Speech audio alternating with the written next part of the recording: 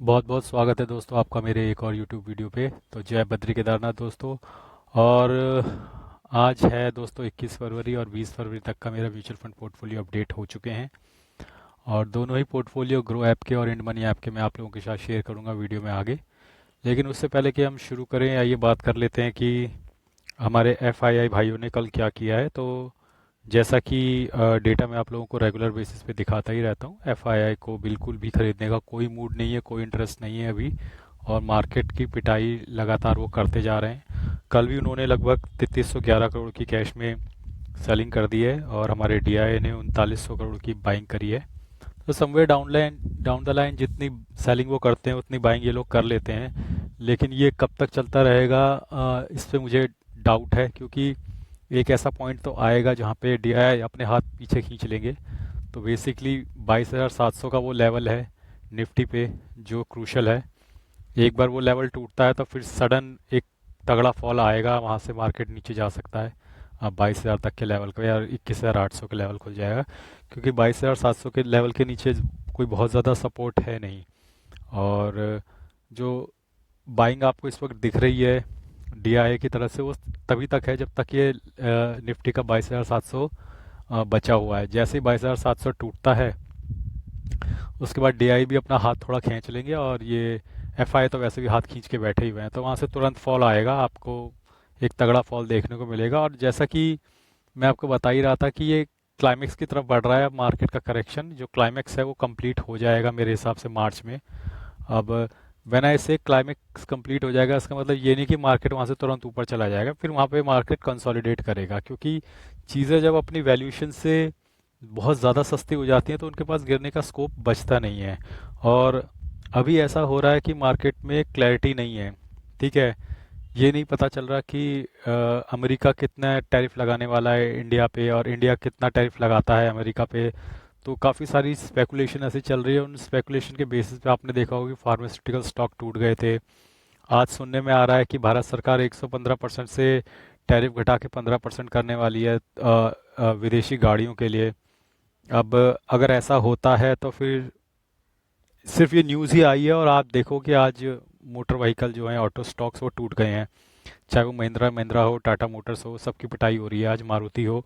सिर्फ ये न्यूज़ आई है क्योंकि इंडिया को टैरिफ तो घटाना पड़ेगा, क्योंकि अमेरिका नाराज़ है। और उसकी नाराज़गी झेलना इस वक्त हमारे बाज़ार की सेहत के लिए ठीक नहीं है। तो समवेयर डाउन द लाइन वो हमारे फार्मास्यूटिकल्स जो दवाई जेनरिक दवाइयाँ लेते हैं उस पर टैरिफ बढ़ाने की बात कर रहे थे, और वो ऐसा कदम ना उठाए क्योंकि उनका भी अंडर डिस्कशन है। तो वो ऐसा कदम ना उठाएं, तो उससे पहले ही इंडिया में भी डिस्कशन चल रहा है।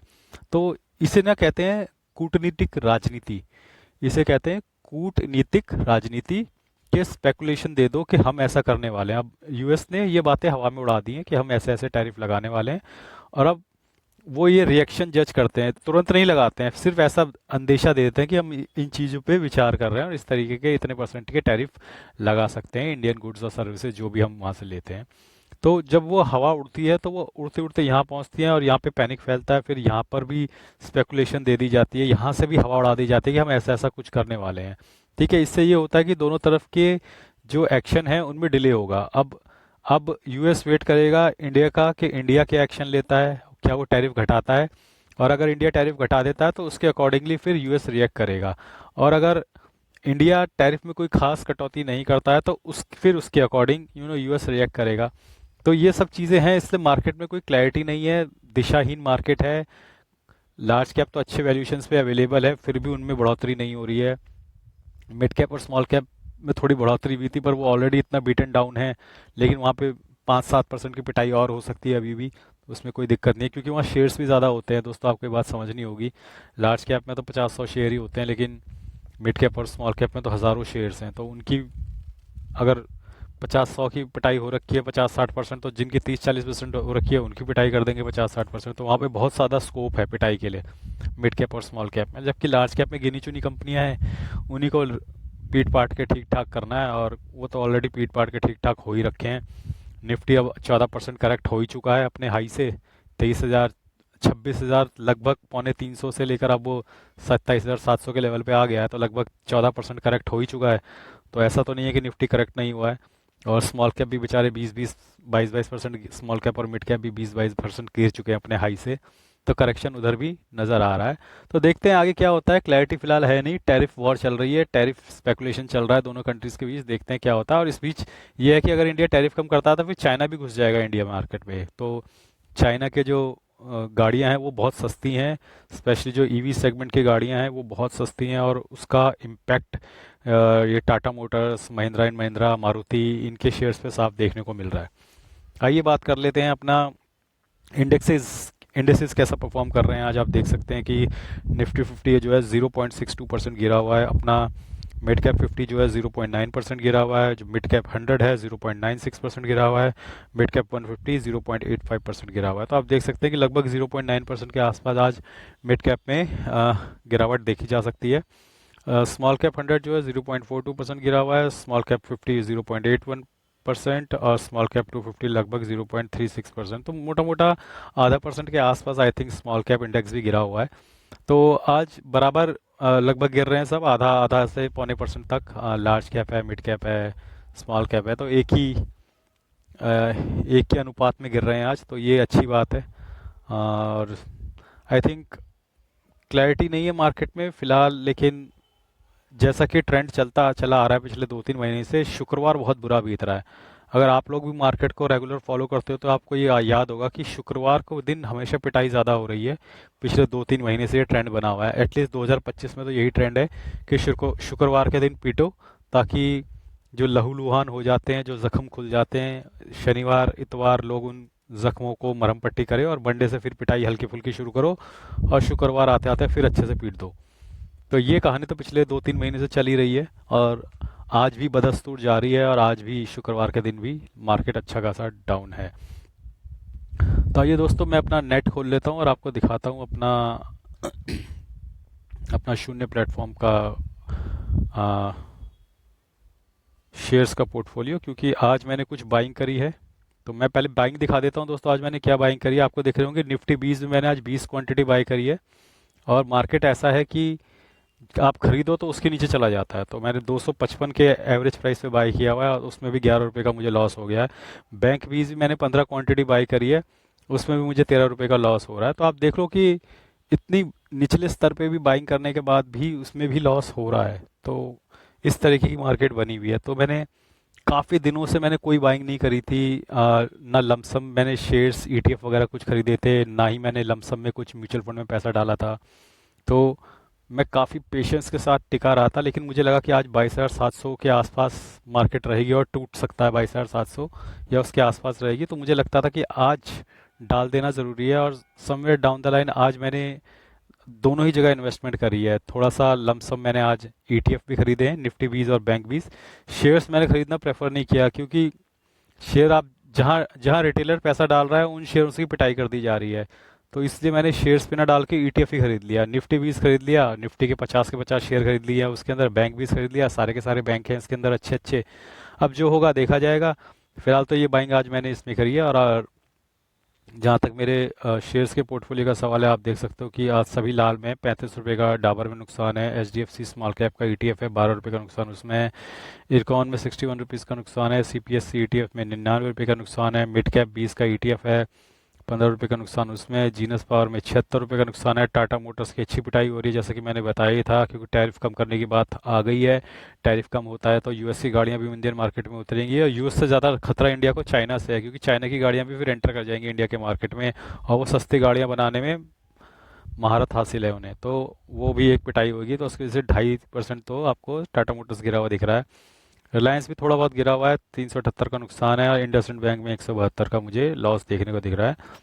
तो लगभग 1154 रुपये का मुझे आज नोशनल लॉस हो रहा है। और ओवरऑल आप देख सकते हो कि लगभग 10.5% का मेरा पोर्टफोलियो नुकसान में है। 1,65,000 की मेरी इन्वेस्टेड वैल्यू है, और करंट वैल्यू 1,47,000 बनी हुई है। और लगभग आप देख सकते हो कि 8% के नुकसान में डाबर है, 17% के नुकसान में एचडीएफसी स्मॉल कैप ईटीएफ है। इरकॉन जो है 34% के नुकसान में है। सीपीएससी ईटीएफ 7% के नुकसान में है। मिड कैप का जो ईटीएफ है 11% के नुकसान में है। जीनस पावर 39% के नुकसान में है। टाटा मोटर 17% के नुकसान में है। रिलायंस 6% के नुकसान में है। इंडसइंड बैंक 6% के नुकसान में है। तो इस तरीके से सारा पोर्टफोलियो अभी लाल है और कहीं पर भी रिकवरी की कोई उम्मीद, आशा की कोई किरण नज़र नहीं आ रही है। तो ये तो बात हुई मेरे शेयर्स के पोर्टफोलियो की। आ जाते हैं अब अपने ग्रो ऐप के म्यूचुअल फंड पोर्टफोलियो पे। तो ग्रो ऐप का मेरा म्यूचुअल फंड पोर्टफोलियो अपडेट हो चुका है, जैसा कि मैं बताया था आपको, और कल मुझे हो गया 22,950 रुपये का नोशनल गेन। जो मेरे टोटल रिटर्न है लगभग नेगेटिव 3 लाख बने हुए हैं। इन्वेस्टेड वैल्यू 27,45,000 है, करंट वैल्यू 24,39,000 है। आइए मैं आपको दिखा देता हूँ किस किस म्यूचुअल फंड ने कल मुझे पॉजिटिव रिटर्न दिया है। मैं उसको सॉर्ट कर लेता हूँ। जिस म्यूचुअल फंड ने मुझे सबसे अच्छा गेन दिया होगा कल, वो आपको ऊपर नजर आएगा, बाकी सब नीचे नजर आएंगे। तो स्टार्ट हो रही है, सबसे ऊपर है आदित्य बिरला सन लाइफ PSU, 1800 रुपये का लगभग नोशनल गेन दिया है। टाटा स्मॉल कैप 800 रुपये का, HDFC डिफेंस 113 रुपये का, Invesco India mid cap 642, Nippon India power 59, Invesco India PSU 1025, Motilal Oswal BSE finance 551, bank of India small cap 1361, Motilal Oswal Nifty India defence 326, Edelweiss mid cap 1451, Bandhan small cap 1245, Nippon India growth 412, Quant infrastructure fund 414, Kotak emerging equity fund 501, ICICI Prudential Bharat 29293, Nippon India small cap 2000, Invesco India infrastructure fund. जैसे कि आप देख सकते हैं कि Nippon India small cap ने 2000 रुपये का नोशनल गेन दिया है, इन्वेस्को इंडिया इंफ्रास्ट्रक्चर ने 96 का दिया है, HSBC large and mid cap 1799, HDFC mid cap 857, Canara Robeco 358, Motilal Oswal mid cap 1821, Quant mid cap 1042, Quant small cap 1320, HDFC large and mid cap 1035, Bandhan core 282, Quant large and mid cap 434, Nippon India large cap 634, Parag Parikh 88, HDFC large cap 70। तो कल किसी भी mutual fund ने negative return नहीं दिया है, that is good thing. सबने positive return दिया है, लेकिन ये 2 दिन की पॉजिटिविटी आज हरियाली, आज लालिमा में बदलने वाली है। तो लेट्स सी क्या होता है। तो आइए चलते हैं अपने इंड मनी ऐप के म्यूचुअल फंड पोर्टफोलियो में। इसमें मैं आपको दिखाता हूँ कि आज मैंने कौन सी इन्वेस्टमेंट करी है। तो आप देख सकते हैं कि म्यूचुअल फंड में मैं आ जाता हूँ और आप देख सकते हैं कि 95,000 मेरी इन्वेस्टेड वैल्यू है, 91,000 करंट पोर्टफोलियो की वैल्यू है। लगभग नेगेटिव 3% का इसमें रिटर्न बन रहा है। और ये म्यूचुअल फंड्स अवेलेबल है मेरे पोर्टफोलियो में। इस महीने की SIP 47,000 जाएगी, अगले महीने भी मैं आई थिंक 4,000 के आसपास इसको एडजस्ट कर दूंगा, क्योंकि इनिशियली जो गोल्ड की म्यूचुअल फंड की SIP थी वो ज़्यादा लग गई थी, लेकिन उसको मैं 3-4 हज़ार के अंदर रेस्ट्रिक्ट कर दूंगा। तो आई बिलीव 44,000 के आसपास मेरी SIP रेस्ट्रिक्ट हो जाएगी। तो आप देख सकते हैं कि 31,500 रुपये की SIP मेरी फरवरी में कट चुकी है, बाकी बची हुई आने वाले दिनों में कटने वाली है। तो काफ़ी सारी SIPs आने वाले दिनों में कटने वाली है। आप देख सकते हैं कि लगभग 16 साढ़े 15,000 रुपये कटने वाले हैं आने वाले बहुत कम दिनों में। अगला 4-5 दिन ही बच रहे हैं, अब 4-5 दिन के अंदर मेरे 15,500 रुपये कटने वाले हैं, यानी बहुत तेज़ी से अब SIP कटने वाली हैं। वो मैं दिखाता हूँ कौन कौन सी SIPs आज कटी हैं और कौन कौन सी SIPs मेरी मंडे ट्यूसडे कटने वाली हैं। लेकिन फिलहाल आप देख सकते हैं कि कौन कौन से म्यूचुअल फंड मेरे पास अवेलेबल है और किन म्यूचुअल फंड्स में आज मैंने इन्वेस्ट किया है, वो मैं आज आपको दिखाने की कोशिश करूँगा, अगर मैं दिखा पाता हूँ तो। देखिए आपको नीचे लिखा हुआ आ रहा है निपॉन इंडिया लार्ज कैप में 10K bye, unit allocation bye 25। तो इस पर मैं क्लिक करूंगा ये दिखाने के लिए। तो आज मैंने 25 फरवरी को 10,000 रुपये इसमें इन्वेस्ट किए हैं, ये दिख रहा है आपको। तो निपॉन इंडिया लार्ज कैप में, क्योंकि देखिए मैं आप लोगों को जो बताता हूँ मैं खुद भी वही करता हूँ। मैंने आप लोगों को बोला था अगर लमसम डालना है तो लार्ज कैप में डालना, तो मैंने निपॉन इंडिया लार्ज कैप के म्यूचुअल फंड में आज 10,000 रुपये इन्वेस्ट किए हैं। आप देख सकते हैं कि 21 फरवरी आज है, मैंने ये पेमेंट कर दी है 12:56 पे, और लगभग मेरे को 21 फरवरी आज की NAV मिल जाएगी। और एक्सपेक्टेड NAV यूनिट एलोकेशन 25 फरवरी को होगा, वो कोई बात नहीं है, एलोकेशन होता रहेगा, लेकिन NAV आज का ही मिलेगा। तो ये तो मेरा पहला बाय था, आज लमसम था। इसके अलावा भी मैंने कुछ और किया है, तो इस पे आ जाते हैं। ICICI प्रूडेंशियल ब्लू चिप, तो ये भी एक लार्ज कैप कैटेगरी का म्यूचुअल फंड है। और जैसा कि मैं बोलता रहता हूँ वीडियोस में, अगर लमसम डालना है तो लार्ज कैप में डालना। तो मैं काफ़ी पेशेंटली पिछले 1-1.5 महीने से 2 महीने हो गए थे लगभग, मैं पेशेंटली रुका हुआ था कि एक ठीक लेवल मुझे मिलेगा वहाँ पर मैं अपना पैसा डालूंगा। तो बहुत पेशेंस मैंने रखा, लेकिन आज 22,750-700 का लेवल आया तो मेरा पेशेंस टूट गया।